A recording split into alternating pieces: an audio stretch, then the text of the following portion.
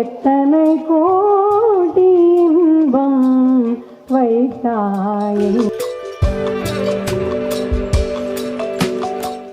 எப்பொருள் யார் யார் வாய் கேட்பினும் அப்பொருள் மெய்ப்பொருள் காண்பதற்கு.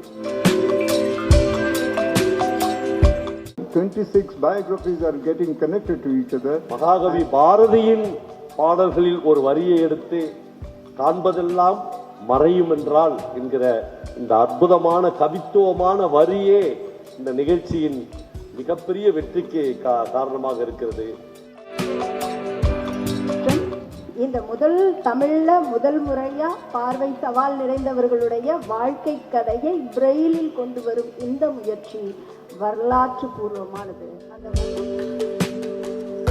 பற்றிய இந்த நூல் மாற்றுத்திறனாளிகளுக்கு மட்டுமானது அல்ல, இது அவர்களுக்கான புத்தகம் அல்ல. இந்த புத்தகம் மிக மிக உத்வேகம் அளிக்கக்கூடிய புத்தகம். இங்க இருக்கக்கூடிய ஒவ்வொரு வாழ்க்கையும் எல்லா தனி மனிதனுடைய வாழ்க்கையிலையும் மாபெரும் மாற்றங்களை விளைவிக்கக்கூடிய ஒரு புத்தகம். And love, thanks to Maypurul once again for such an amazing event.